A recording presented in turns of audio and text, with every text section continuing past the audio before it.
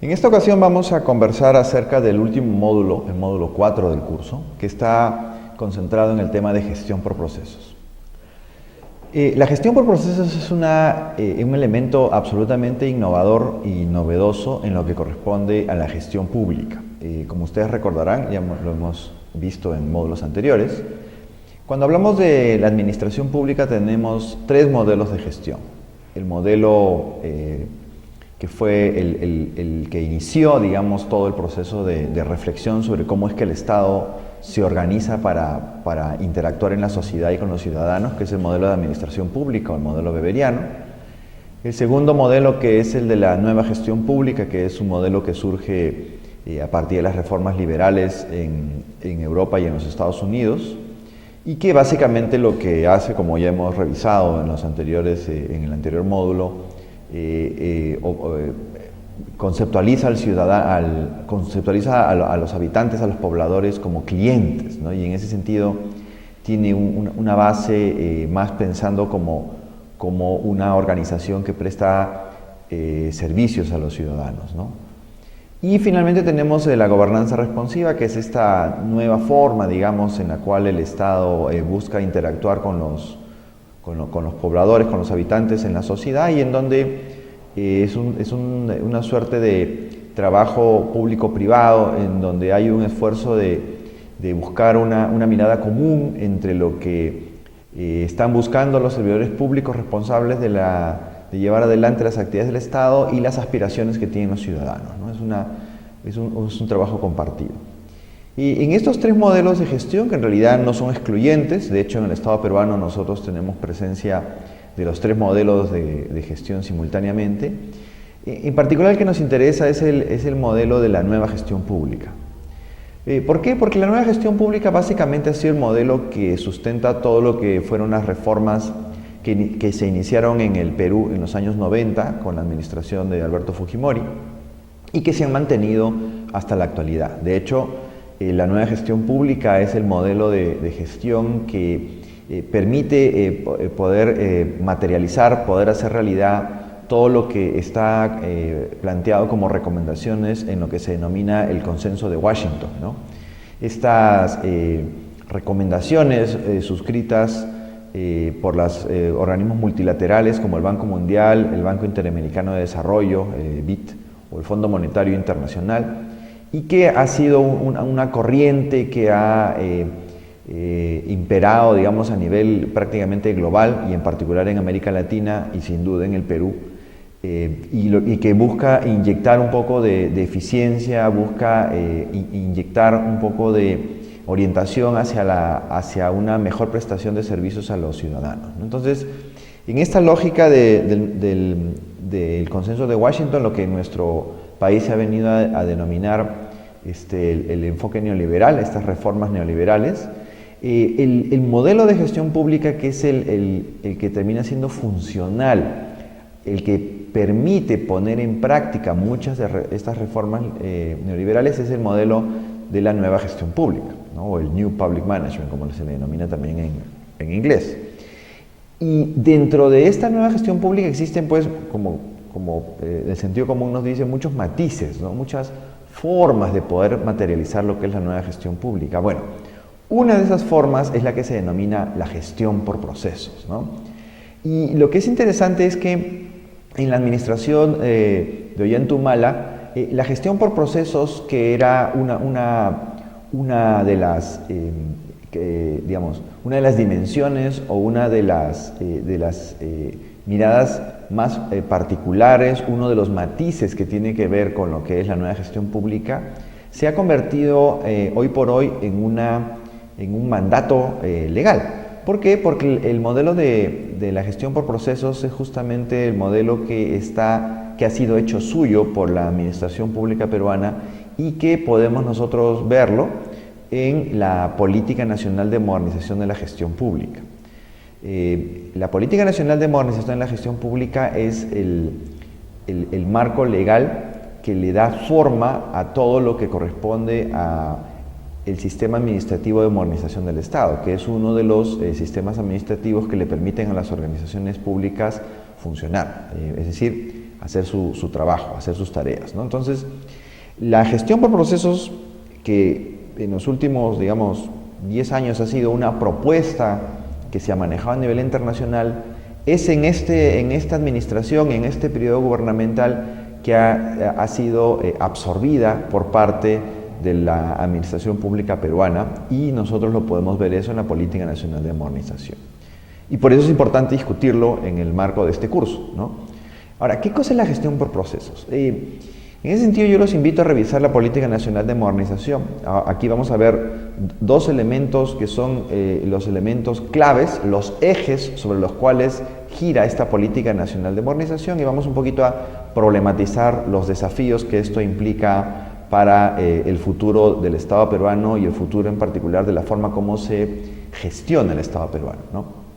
El primer elemento conceptual que hace suya la Política Nacional de Modernización es un concepto que seguramente ustedes deben haberlo escuchado muchas veces, que es este concepto de la cadena de valor, ¿no? Y la cadena de valor, como lo pudimos ver en el módulo anterior, es un elemento que forma parte de una de las escuelas de la estrategia, y es un aporte que hace Michael Porter para poder comprender en realidad cómo funciona el sector privado, ¿no? La cadena de valor es un concepto que lo que trata es ver cómo opera al interior una organización pública y tratar de comprender cuáles son los distintos elementos que interactúan dentro de una organización privada, los distintos elementos que operan al interior, y poder comprender cuál es la relación entre esos elementos. Bueno, este concepto, que viene del mundo privado, gradualmente se ha trasladado al mundo público. Y lo que ha hecho el Estado peruano a partir de la Política Nacional de Modernización es hacer una interpretación, digamos, de esta cadena de valor para poder adaptarla a varios elementos que voy a explicar en unos minutos, ¿no? Entonces, nosotros podemos ver en la pantalla que la cadena de valor, lo que tienen ahí graficado es básicamente la estructura tradicional de una cadena de valor, ¿no? Bueno, como el nombre lo dice, la cadena de valor no es otra cosa que un conjunto de eslabones que ocurren al interior de una organización, en este caso privada, en donde yo incorporo insumos a partir de una logística interna, operaciones, una logística externa, máquina y venta y servicios. Es decir, a los insumos que yo incorporo a una organización le voy agregando valor que finalmente me permiten generar un bien o un servicio, lo que llamamos un producto. Y este es puesto en el mercado y sobre la base de esta venta del bien o del servicio, la organización privada recibe pues una ganancia, un beneficio, ¿no? Para que yo pueda inyectarle valor a los insumos que estoy incorporando en cada uno de los eslabones de esta cadena, yo necesito desarrollar un conjunto de procesos transversales, ¿no? Tiene que haber infraestructura de la empresa, tiene que haber personal, tiene que haber tecnología, tengo que realizar todas las actividades, y estos procesos son transversales a lo largo de todos los eslabones de la cadena de valor, y que son los que permiten finalmente materializar lo que es el bien o el servicio que esta organización privada, una empresa, entrega a la sociedad, y aquellos que están interesados en adquirir el bien o el servicio pagarán una cantidad a partir de un precio de mercado por dicho bien o servicio, y la empresa obtendrá un beneficio, una ganancia por esto. Es básicamente lo que plantea Porter en su cadena de valor. Bueno, lo que se ha hecho es transformar estos conceptos de cadena de valor de Porter a la dimensión de la administración pública peruana, y sobre la base de los distintos elementos que son los que permiten funcionar un organismo público en el Perú. Esto, si bien es cierto, no necesariamente es algo que se aplica solamente en el Perú. Lo que vamos a ver ahora tiene elementos que son característicos propios de la administración pública peruana. Probablemente los elementos conceptuales sin duda se pueden aplicar en otros casos, pero sería distinto si lo miramos en cómo funciona un organismo colombiano, ecuatoriano, chileno, argentino o de algún otro país del mundo, ¿no? Esto es algo que es propio de la administración pública peruana, porque así está consignado en la Política Nacional de Modernización de la Gestión Pública.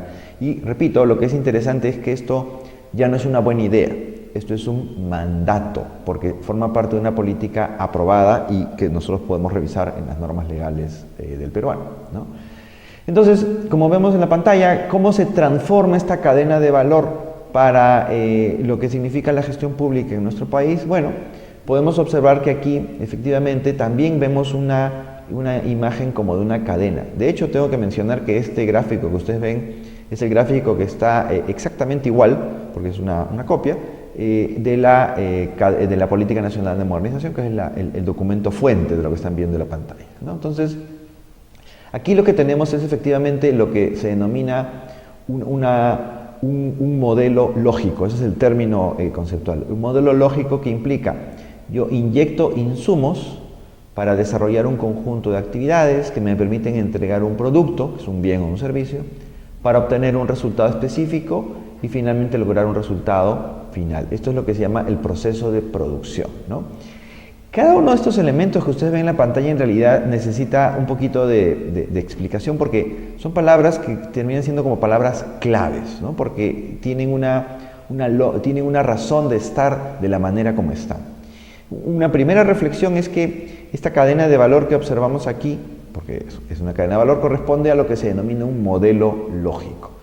Es un modelo lógico por una secuencia lógica: insumo, actividad, producto, resultado, y el término en realidad final es impacto, solo que aquí utiliza una terminología que está concebida en otro sistema administrativo, que es el sistema, como bien señala en la pantalla, el sistema de presupuesto por resultados, ¿no? Por eso es que ustedes pueden ver en la imagen que entre paréntesis se dice usando la terminología de presupuesto por resultados. Entonces, en este modelo lógico en donde se habla de insumo, actividad, producto, resultado e impacto, en el otro sistema administrativo, que es el sistema de presupuesto, al resultado se le denomina resultado específico y al impacto se le denomina resultado final, ¿no?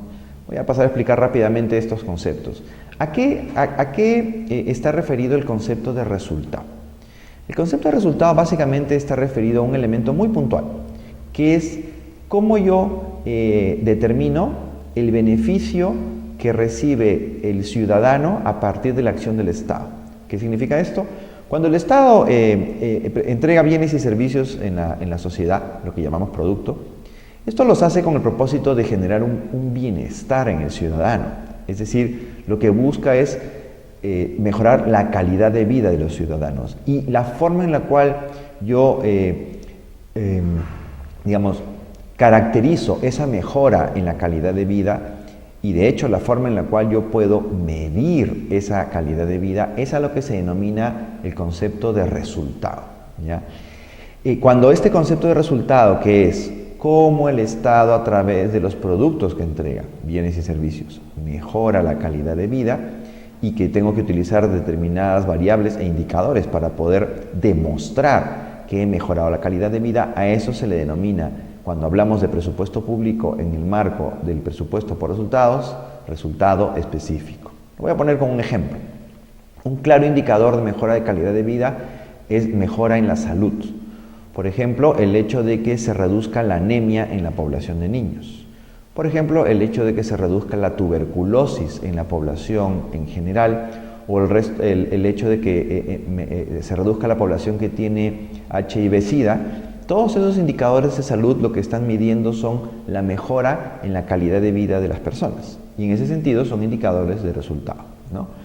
Entonces, cuando hablamos de resultado específico, nos estamos refiriendo a cómo es que los bienes y servicios que entrega el Estado mejoran la calidad de vida de las personas.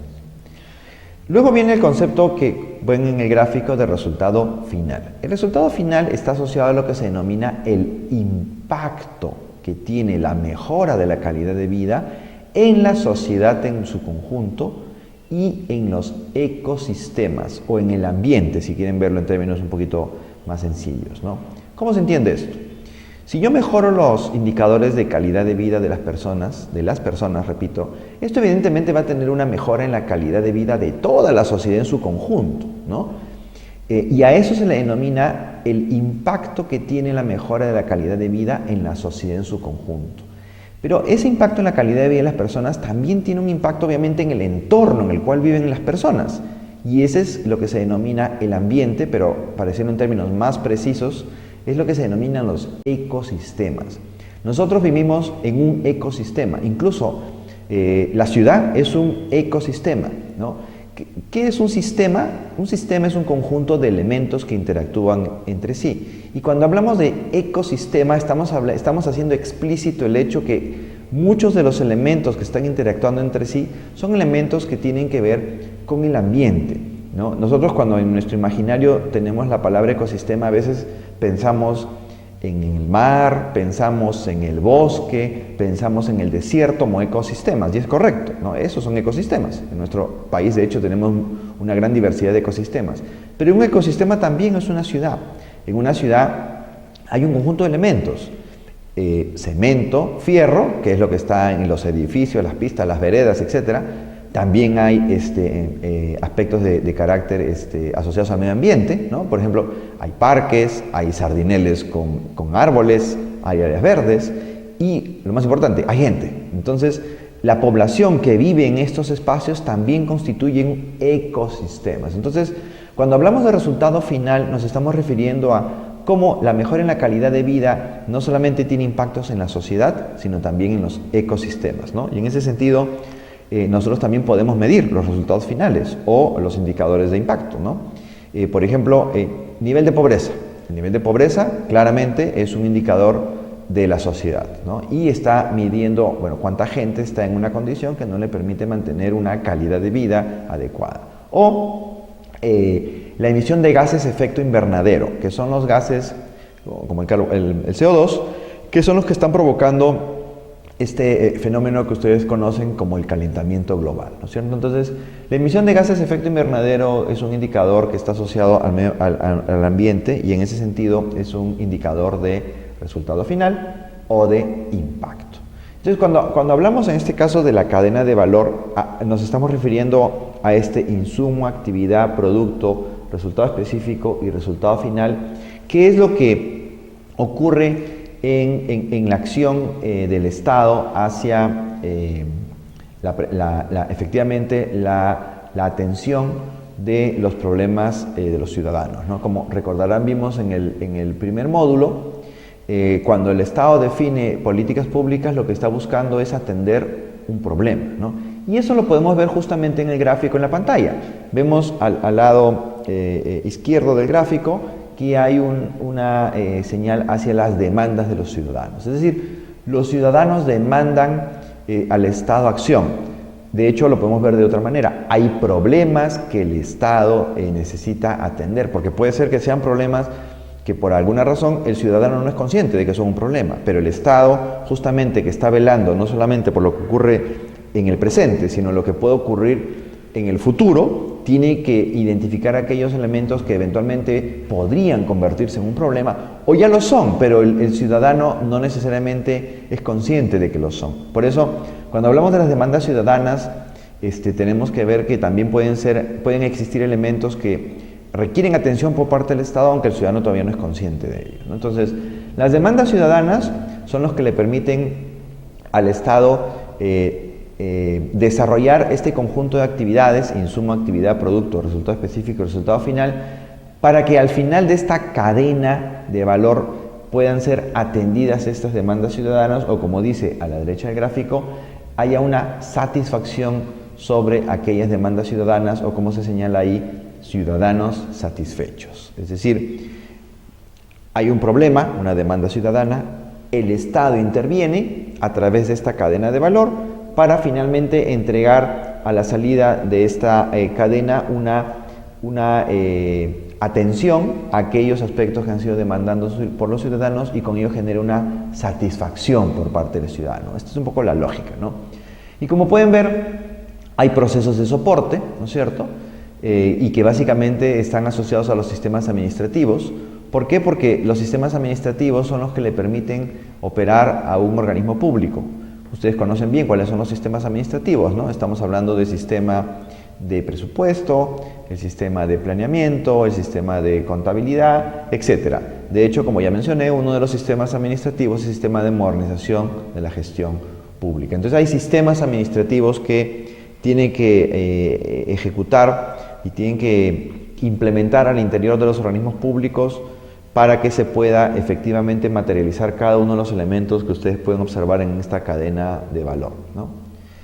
Y esto se hace, como pueden observar en la parte superior del gráfico, a partir de las denominadas políticas de Estado y de Gobierno. Es decir, estas políticas de Estado y de Gobierno son las que guían la acción del Estado, ¿no? Entonces, lo que ven en pantalla es una suerte de aplicación del concepto de Porter de cadena de valor a la acción pública, ¿no? Aquí es importante mencionar y hacer un comentario, digamos, a fin de problematizar un poco esta estructura que tiene la Política Nacional de Modernización. Y aquí la pregunta es, bueno, pero esta aplicación que vemos, ¿no?, que se denomina gestión por resultados, en la Política Nacional de Modernización, ¿es una aplicación que corresponde a una organización o corresponde al Estado en su conjunto, ¿no? Hagámonos esa pregunta, ¿no? Porque si recordamos, el enfoque de Porter cuando hace la cadena de valor es un enfoque conceptual que está referido a entender la organización privada, ¿no? Pero cuando observamos esta aplicación en la pantalla, la pregunta es, aquí vemos que esto es aplicado a una organización pública o al Estado en su conjunto. Entonces, algunos comentarios rápidos con respecto a esto, ¿no?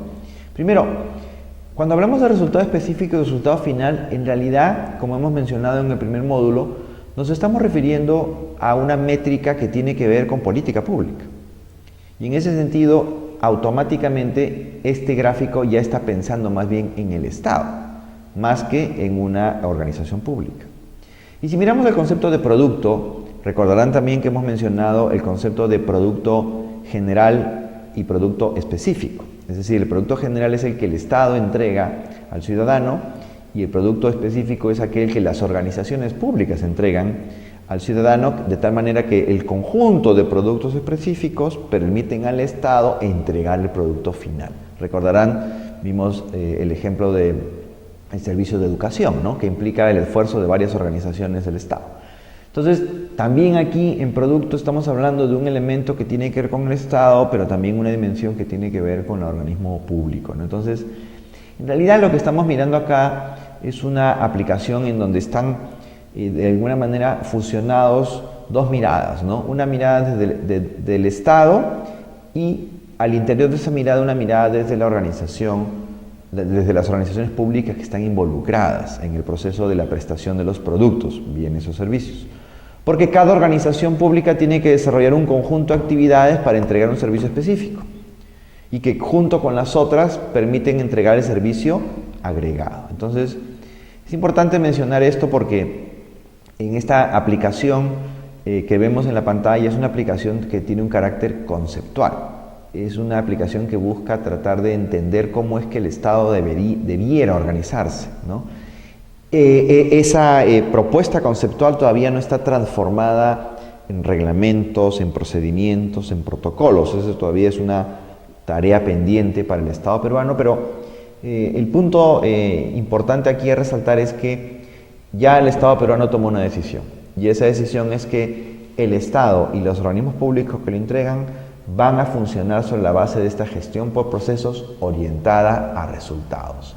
Y eso en realidad es una señal muy importante para los próximos años de cómo es que tienen que ir construyéndose los mecanismos que permitan a los organismos públicos funcionar. Y por eso la Política Nacional de Modernización de la Gestión Pública es una pieza central, muy relevante en lo que significa el proceso de mejora de cómo funciona el Estado peruano.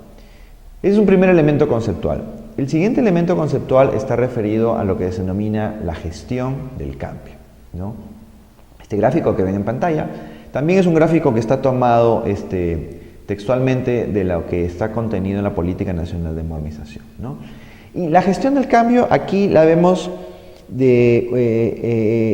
vemos en el interior, digamos, varios elementos que también de alguna manera están reseñados en la cadena de valor, pero tienen una forma de presentarse diferente. Ya vamos a primero explicar lo que vemos en la pantalla. Aquí lo que vemos es lo que se denominan los pilares y ejes de la política de modernización.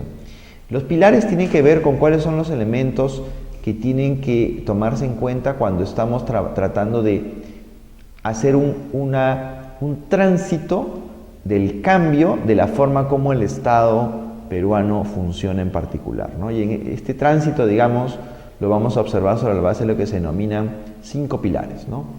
El primer pilar, como vemos en pantalla, tiene que ver con las políticas públicas, planes estratégicos y operativos. Como recordarán, en el módulo anterior incorporamos el componente del tiempo cuando hablamos de la estrategia, ¿no? Y aquí nuevamente entramos a observar cómo el componente del tiempo forma parte de este primer pilar de la política de modernización, porque cuando hablamos de política pública hablamos largo plazo, cuando hablamos de planes estratégicos de las organizaciones o instituciones, como se llaman en el Estado, estamos hablando de mediano plazo, y cuando hablamos de aspectos de carácter operativo estamos hablando del corto plazo. Entonces, en esta gestión del cambio, aunque en el gráfico no se ve, está también incorporado el componente tiempo, a partir de política pública a largo plazo, planes estratégicos mediano plazo, planes operativos corto plazo. En el siguiente pilar tiene que ver con la forma como el Estado asigna los recursos que se obtienen a partir de los impuestos. Esto tiene que ver con el Sistema Nacional de Presupuesto Público y con esta nueva forma de asignar los recursos que es complementaria a la que ya existía y es la que se denomina el presupuesto para resultados. En realidad, el nombre que utiliza el Ministerio de Economía y Finanzas es presupuesto por resultados, pero conceptualmente el término correcto es para resultados. Uno presupuesta para lograr resultados. Acuérdense que ya definimos el concepto de resultado, mejoras en la calidad de vida de los ciudadanos. Uno no trabaja por los resultados, uno no pone el dinero por los resultados, uno pone el dinero para lograr resultados en la mejora en la calidad de vida. El Estado pone dinero para mejorar la calidad de vida de las personas y por eso el término pertinente y como bien está señalado aquí es presupuesto para resultados. Pero también recuerden que el tema de presupuesto tiene pues estos 3 niveles de tiempo, ¿no es cierto? El resultado final tiene que ver, el resultado específico tiene que ver con políticas públicas, como ya lo hemos sustentado más de una vez. Todo lo que tiene que ver con la entrega de productos, bienes o servicios, y los procesos para entregar esos productos tienen que ver con el mediano plazo. Y finalmente tenemos los insumos, que eso tiene que ver con el corto plazo, ¿no? Entonces, también aquí en este segundo pilar está incorporado el componente de tiempo. Y en el tercer pilar vemos ya explícitamente mencionado el concepto de gestión por procesos, ¿no es cierto? Y en la gestión por procesos, entonces, lo que nosotros vamos a tener presente aquí es justamente generar los procesos para entregar los productos que son los que me permiten lograr los objetivos y metas de política pública, ¿no? Y en esa gestión por procesos, digamos, las organizaciones públicas lo que van a considerar es efectivamente cómo se organizan al interior y se organizan con otras organizaciones públicas para poder ejecutar los procesos que permiten lograr los objetivos de corto plazo a nivel operativo, los objetivos de mediano plazo a nivel de las organizaciones públicas y los objetivos de largo plazo, que son a nivel de las políticas públicas. Entonces, la gestión por procesos tenemos que mirarla en esa mirada más holística, que tiene que ver con la organización y también tiene que ver con la acción de todo el Estado en su conjunto, ¿no? Entonces, ese es un elemento bien importante a tener en cuenta, que en este cuadro, en este gráfico, está implícito, ¿no? Es algo que nosotros tenemos que tener en nuestro imaginario al momento de poder observar este cuadro. Evidentemente tiene que ver con la simplificación administrativa, ¿no? Para un elemento importante en los procesos es que estos sean simplificados. Lo que no queremos es que hayan una enorme cantidad de procesos innecesarios, ¿no? Lo que le llamamos burocracia, ¿no? Sino lo que queremos es que sean los procesos pertinentes para entregar los productos de la manera más efectiva, económica y con calidad. Entonces, la simplificación es importante, ¿no? Y evidentemente todo esto implica una forma de organizarnos y por eso también se menciona el tema de la organización institucional. Y ese es el tercer pilar de la gestión del cambio. El cuarto pilar tiene que ver, el sentido común nos lo dice, con la gente, ¿no es cierto?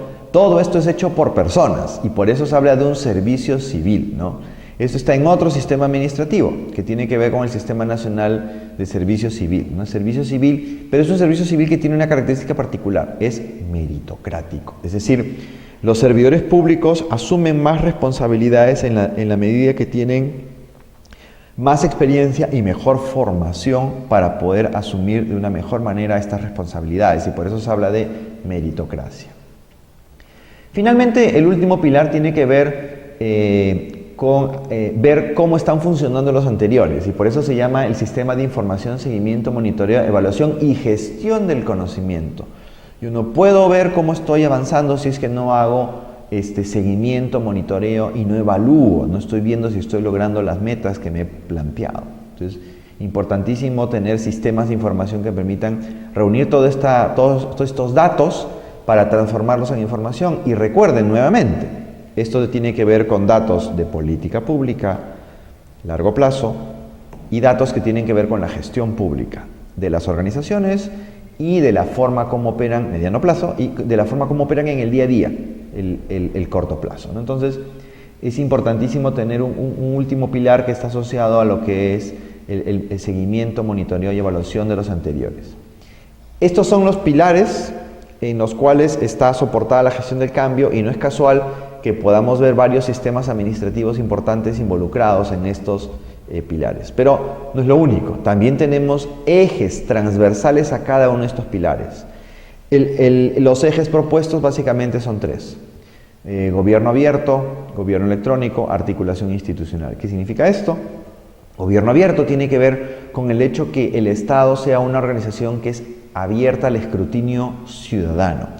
Es lo que se llama la rendición de cuentas, ¿no? Es decir, las acciones del Estado, por el hecho que son acciones que están financiadas con recursos de todos los peruanos a partir de los impuestos, y además por un tema de generar una rendición de cuentas hacia los ciudadanos de lo que hacemos con la plata de sus impuestos, y además por el hecho de generar legitimidad en las acciones que desarrolla el Estado, es importante que tenga mecanismos que permitan el escrutinio ciudadano, evidentemente bajo cierto marco legal y cierto orden, pero es absolutamente central que exista un escrutinio ciudadano, y eso tiene que estar hecho de una manera sistémica. Tiene que haber todo un enfoque hacia lo que es la posibilidad del escrutinio ciudadano, y eso es lo que se denomina el gobierno abierto, ¿no?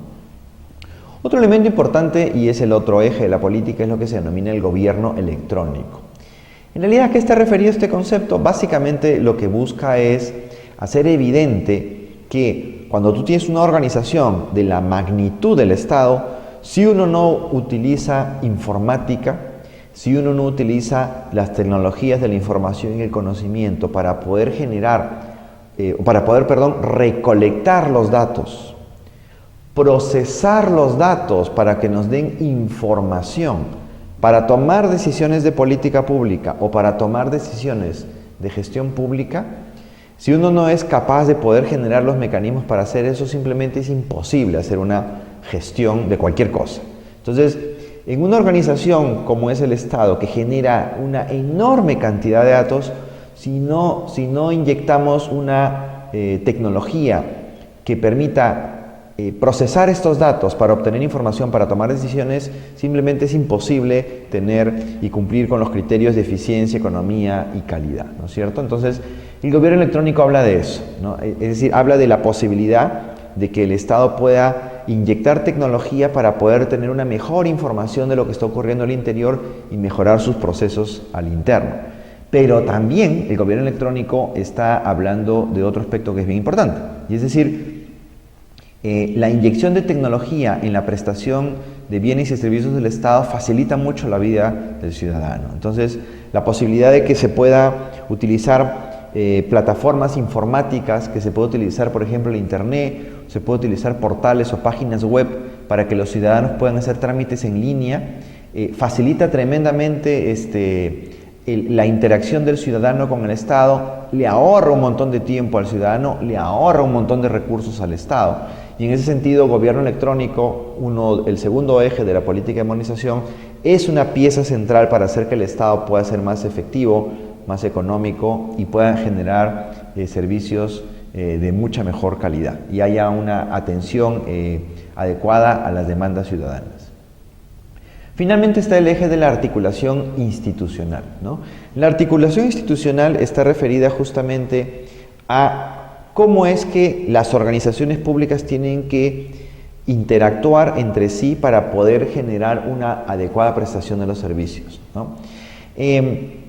Aquí es importante hacer una distinción entre dos términos que seguramente han escuchado y que En realidad en el idioma español significan lo mismo, pero cuando hablamos de la administración pública son cosas que tienen una diferencia que resulta siendo importante.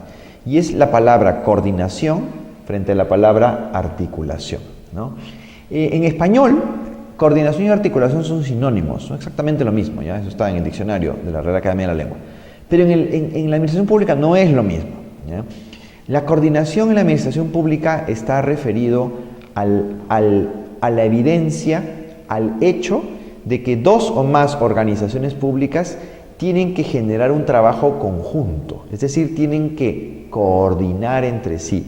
El evidenciar que dos organizaciones que están involucradas, que tienen un mandato legal, un mandato funcional sobre un mismo tema, tienen que trabajar de manera armónica, de manera conjunta, y que eso se tiene que formalizar en un espacio de coordinación que puede ser una comisión, que puede ser eventualmente un espacio en donde estas organizaciones se reúnan, como por ejemplo, además de una comisión, un grupo de trabajo o cualquier otra forma en la cual se hace evidente que estas dos o otras organizaciones tienen que trabajar de manera conjunta. El evidenciar eso es lo que se llama coordinación, es decir, el Estado establece que la organización pública 1, 2 y 3 tienen que trabajar de manera conjunta. Pero el hecho de que sepan que tienen que trabajar de manera conjunta no significa que ya tengan claro cómo es que tienen que trabajar de manera conjunta. Entonces, a la forma cómo se materializa, a la manera cómo trabajan de manera conjunta, a eso es lo que se llama la articulación institucional. Entonces, la articulación, a diferencia de la coordinación, es ya establecer de forma concreta cómo es que se va a hacer esa coordinación. Es decir, establecer quién hace qué, en qué momento entras tú, en qué momento entro yo de qué soy responsable, tú de qué cosa eres responsable. Es decir, la articulación es la operacionalización, es la materialización de la coordinación. Y esa operacionalización, materialización, debiera estar consignada en un protocolo, en un reglamento de interacción, en algún tipo de dispositivo que puede ser un acuerdo entre las organizaciones o puede estar efectivamente normado en una publicación en las normas legales. Es esa forma concreta en la cual se hace visible cómo es que dos o más organizaciones coordinan, que se denomina articulación.